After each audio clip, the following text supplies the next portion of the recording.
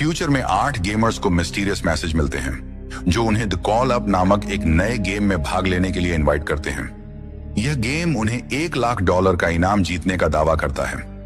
वे शहर की एक बड़ी बिल्डिंग की 25वीं फ्लोर पर जाते हैं और जब सभी वहां पहुंच जाते हैं तो एक रोबोटिक आवाज उन्हें एक टैबलेट पर साइन इन करने के लिए कहती है।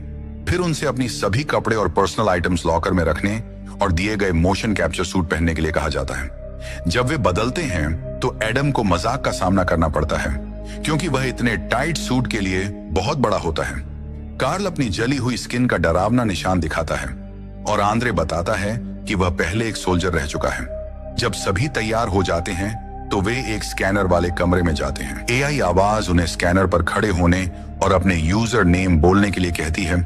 फिर वे अपना नया इक्विपमेंट उठा सकते हैं। यह एक एडवांस्ड गियर सूट है जिसमें एक वीआर हेलमेट होता है जो उनकी रीढ़ से जुड़ता है ताकि वे पूरी तरह से वर्चुअल वर्ल्ड में समा सकें।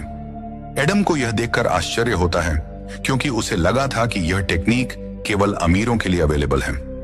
सभी जल्दी से अपना गियर पहन लेते हैं सिवाय जाहिद के जो एक बोस्नियाई मुस्लिम है और जिसने मजाक में अपना निकनेम टेररिस्ट रखा था, ये सोचे बिना कि यह नाम सभी के सूट पर दिखेगा। उसे इस तरह खेलना पसंद नहीं आता और वह बाहर जाने की कोशिश करता है लेकिन दरवाजा बंद होता है और कोई उसकी मदद के लिए नहीं आता। बाकी गेमर्स उसे समझाते हैं कि यह कोई बड़ी बात नहीं है तो जाहिद खेलने के लिए तैयार हो जाता है। फिर एआई आवाज ट्रेनिंग मॉड्यूल की शुरुआत करती है और सभी अपने हेलमेट बंद कर लेते हैं ताकि सिमुलेशन शुरू हो सके। कमरा अचानक एक बहुत ही रियलिस्टिक पोस्ट अपोकैलिप्टिक वर्ल्ड में बदल जाता है। उनके सूट मिलिट्री यूनिफॉर्म में बदल जाते हैं और उनके टैटू गायब हो जाते हैं। ये सब असली जैसा लगता है लेकिन उनके हाथ सिमुलेशन की ऑब्जेक्ट्स के आर पार चले जाते हैं। तभी अचानक एक सार्जेंट आता है और उन्हें नए सोल्जर्स की तरह डीलिंग करने लगता है। वे उसे छू नहीं सकते और जब वे अपने हेलमेट उठाते हैं तो उन्हें पता चलता है कि वह वास्तव में कमरे में नहीं है। वह सिर्फ एक highly realistic NPC non player character है। सार्जेंट उन्हें एक दूसरे कमरे में ले जाता है जहां वे अपने हथियार लेते हैं। सार्जेंट उन्हें कुछ बोतलों पर गोली चलाने के लिए कहता है और खिलाड़ी हथियारों के झटके से इम्प्रेस्ड होते हैं। कुछ देर ट्रेनिंग के बाद सार्जेंट 2 प्लेयर्स को गोली मार देता है जिससे उनकी वेस्ट गायब हो जाती है। क्योंकि यह सिर्फ एक ट्यूटोरियल है इसलिए वे तुरंत अपनी वेस्ट वापस पा लेते हैं। सार्जेंट समझाता है कि एक बार गोली लगने का मतलब है कि उनकी सेफ्टी खत्म हो जाएगी और वे अनसिक्योर्ड हो जाएंगे। अगर उन्हें वेस्ट खोने के बाद गोली लगती है तो वे एक स्पेशल सीरम इंजेक्शन का यूज कर सकते हैं लेकिन उनके पास केवल एक ही डोज होता है। इस बिल्डिंग पर खतरनाक टेररिस्ट ने कब्जा कर लिया है इसलिए ग्रुप का पहला मिशन उन्हें खत्म करके जिंदा बचते हुए ग्राउंड फ्लोर तक पहुंचना है। जो ऐसा कर पाएंगे उन्हें असली दुनिया में इनाम मिलेगा।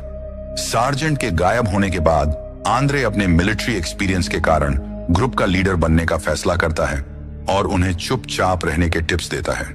वे अलग अलग कमरों की जांच करते हैं जब तक कि फ्लोर में एक एनिमी आ नहीं जाता और गोलीबारी शुरू नहीं कर देता। ग्रुप के आधे मेंबर्स छिप जाते हैं लेकिन आंद्रे तेजी से आगे बढ़ता है और उस आदमी को मार देता है। जब एआई आवाज बताती है कि उन्होंने लेवल 25 पूरा कर लिया है और सभी पॉइंट्स आंद्रे को मिले हैं तो वे बॉडी को छूकर कंफर्मेशन करते हैं कि यह भी एक एनपीसी है। जब वे सीढ़ियों की ओर बढ़ते हैं तो उन्हें पता चलता है कि अगर वे लेवल पूरा किए बिना बाहर जाने की कोशिश करते हैं तो एक मैकेनिज्म उन्हें बिजली का झटका देगा। फिर वे लेवल 24 में एंट्री करते हैं जहां उन्हें अधिक एडवांस्ड हथियार मिलते हैं इसलिए आंद्रे उन्हें उनका यूज करना सिखाता है। वे मेन रूम में एंट्री करते हैं और पहला दिखाई देने वाला एनिमी मार्को को मार देता है। आत्मविश्वास बढ़ने पर ज्यादा प्लेयर्स इधर उधर दौड़ने लगते हैं और एडम ऑब्जेक्ट्स को कवर के रूप में यूज करते हुए सभी टेररिस्ट को मार गिराने लगते हैं। एडम अपनी सभी गोलियां बर्बाद कर देता है और एक भी निशाना नहीं लगा पाता। इसीलिए आंद्रे बीच में आकर एनिमी को मारने के लिए गोली चलाता है लेकिन बदले में उसे भी गोली लग जाती है और उसकी वेस्ट गायब हो जाती है। इस बीच टेलर को घबराहट का दौरा पड़ता है और पता चलता है कि इनविटेशन उसकी एक दोस्त को मिला था और वह उसकी जगह यहाँ आई थी लेकिन अब वह इस गेम की रियलिटी को सहन नहीं कर पा रही है। शैली उसे सांत्वना देने की कोशिश करती है और याद दिलाती है कि यह सिर्फ एक गेम है लेकिन जब उसकी बारी आती है तो वह भी किसी पर गोली नहीं चला पाती। लड़कियों की ओर बढ़ रहे टेररिस्ट को कार्ल मार देता है लेकिन फिर उसे भी गोली लगती है और उसकी वेस्ट चली जाती है। वह सरेंडर करने की कोशिश करता है, लेकिन एनिमीज उसे फिर से गोली मार देता है। यह देखकर शैली आगे बढ़ती है और हमलावर को मार देती है। इसके बाद कार्ल और शैली दोनों अपने हेलमेट खोलते हैं और रियल वर्ल्ड में भी कार्ल असहनीय दर्द महसूस करता है। वे वापस गेम में लौटते हैं और आंद्रे कार्ल को सीरम इंजेक्ट करके तुरंत ठीक कर देता है। हालांकि कार्ल इस सदमे से उभर नहीं पाता और हेलमेट फिर से खोलकर उल्टी कर देता है। वह कहता है कि यह गेम नहीं हो सकता। इसके बाद पूरा ग्रुप ब्रेक लेने के लिए अपने हेलमेट खोलता है।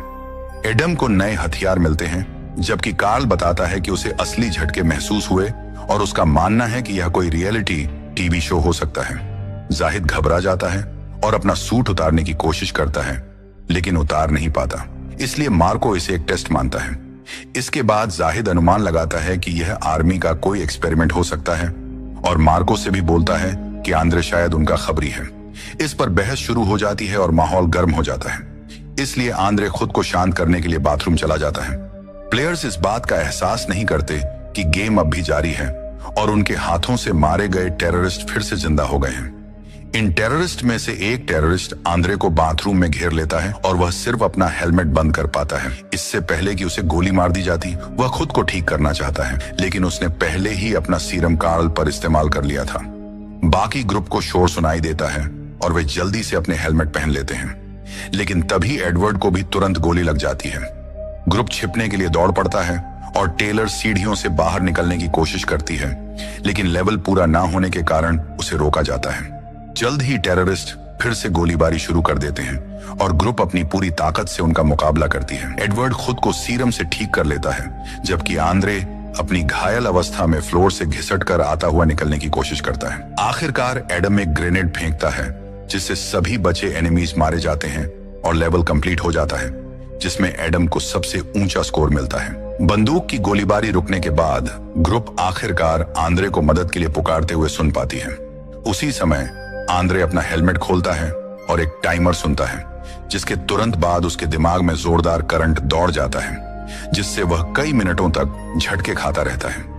जब बाकी लोग उसे खोजते हैं, तब तक आंद्रे मर चुका होता है। शैली सीपीआर करने की कोशिश करती है, लेकिन कोई फायदा नहीं होता। एई आवाज बताती है कि वे अगले लेवल पर जा सकते हैं, लेकिन अब ग्रुप आगे खेलना नहीं चाहता। वे जमीन पर खून देखते हैं और समझ जाते हैं कि हेलमेट ने ही आंद्रे को मार डाला। घबराकर वे अपने हेलमेट उतारने की कोशिश करते हैं, लेकिन कॉलर से हेलमेट हिलते भी नहीं है। जाहिद डर जाता है और मदद मांगते हुए एक फायर एक्सटिंग्विशर उठा लेता है। वह एक टेस्ट करने के लिए किसी की मदद मांगता है और कार्ल आगे आता है। जाहिद उसे एक्सटिंग्विशर से कई बार मारता है, लेकिन हेलमेट फिर भी नहीं उतरता।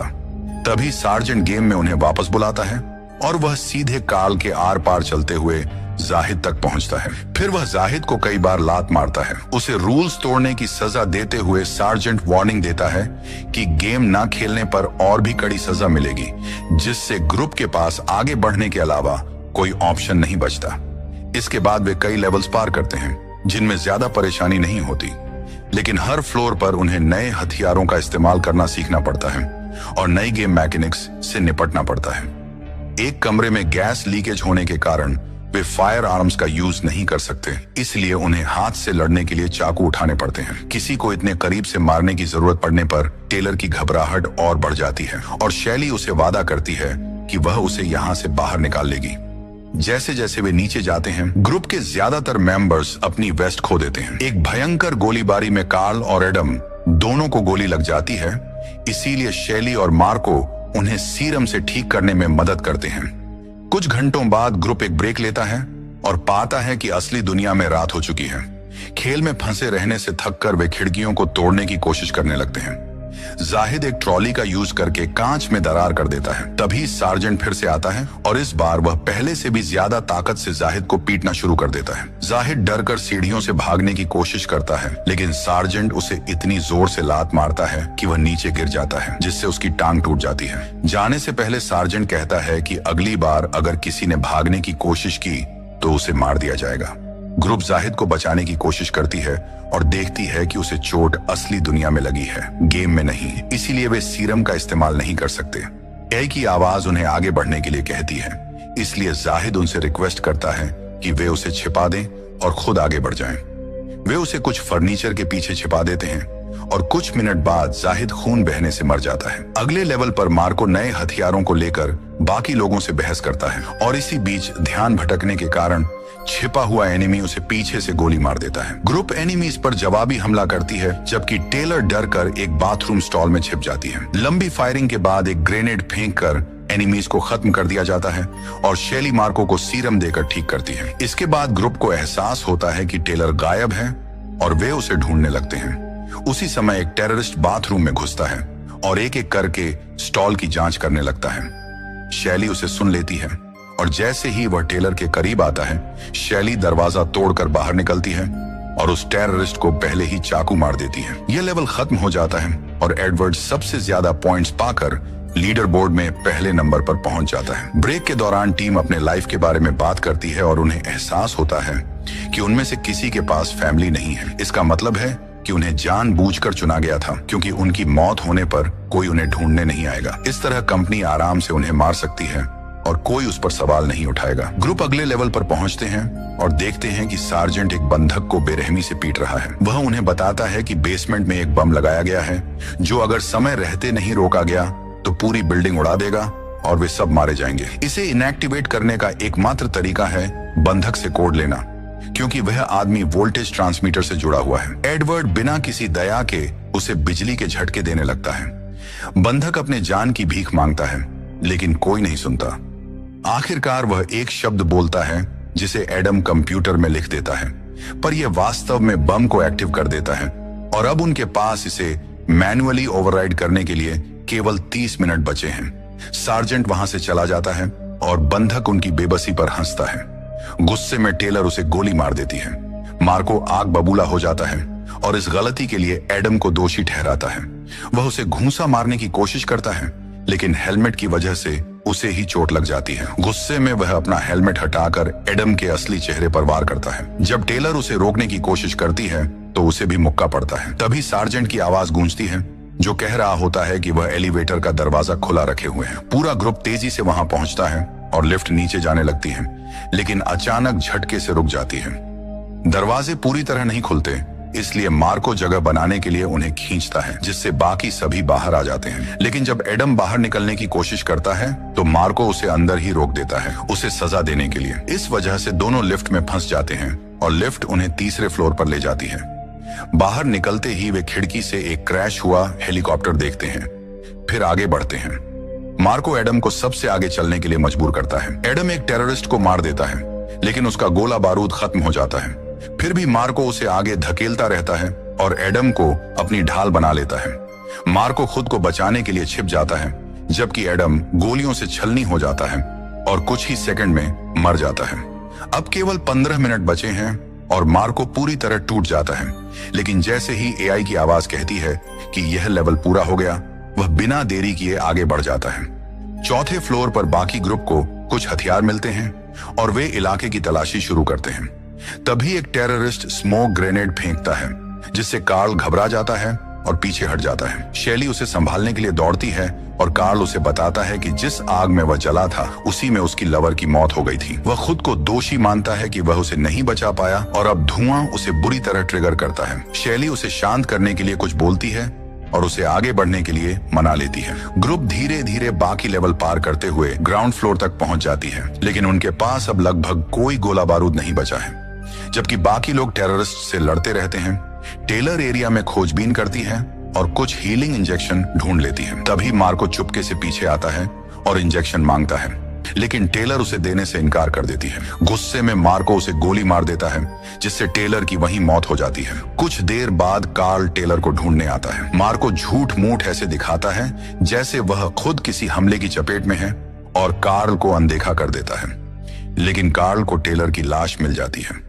पहले वह सदमे में आ जाता है, लेकिन फिर उसे जमीन पर खून से लिखा मार्को का यूजर नेम दिखाई देता है। गुस्से में कार्ल अपना हेलमेट खोलता है और असली दुनिया में मार्को पर हमला कर देता है। वह उस पर कई लात बरसाता है और फिर उसका गला घोंटने की कोशिश करता है, लेकिन मार्को खुद को छुड़ाकर कार्ल को दीवार से टकराता है और उसे नीचे गिराकर पीटना शुरू कर देता है। कार्ल जवाबी हमला करता है और फायर एक्सटिंग्विशर से मार्को को मारता है, लेकिन मार्को उसे लात मारकर दूर कर देता है। जब मार्को कार्ल को गोली मारने ही वाला होता है, तभी अचानक सार्जेंट आता है और उसे बेरहमी से पीटने लगता है। कुछ मुक्कों के बाद उसकी मौत हो जाती है। जब शेली, एडवर्ड और कार्ल को उनकी डेड बॉडी मिलती है तो वे जल्दी जल्दी नीचे बेसमेंट की ओर बढ़ते हैं। अब उनके पास केवल 7 मिनट बचे हैं। जैसे ही वे बेसमेंट में पहुंचते हैं, एआई की आवाज कहती है कि यह फाइनल लेवल है। तीनों नए हथियार उठाते हैं और पूरे फ्लोर की तलाशी लेना शुरू करते हैं। रास्ते में जितने भी टेररिस्ट मिलते हैं उन्हें मारते जाते हैं। जब भी मौका मिलता है वे बम की ओर बढ़ने की कोशिश करते हैं, लेकिन एनिमीज लगातार आते रहते हैं। आखिरकार कार्ल एक ग्रेनेड फेंककर लड़ाई खत्म करता है, जिससे वे तेजी से आगे बढ़ सकते हैं। लेकिन तभी एक सफेद वैन से एक टेररिस्ट निकलता है और अचानक कार्ल को गोली मार देता है। शेली और एडवर्ड तुरंत छिप जाते हैं। कार्ल खुद को बचाने के लिए अपना सीरम इंजेक्शन ढूंढने की कोशिश करता है, जबकि शेली एआई की आवाज सुनती है कि केवल 2 मिनट बचे हैं। वह बम की ओर दौड़ती है, लेकिन उसे भी गोली मार दी जाती है।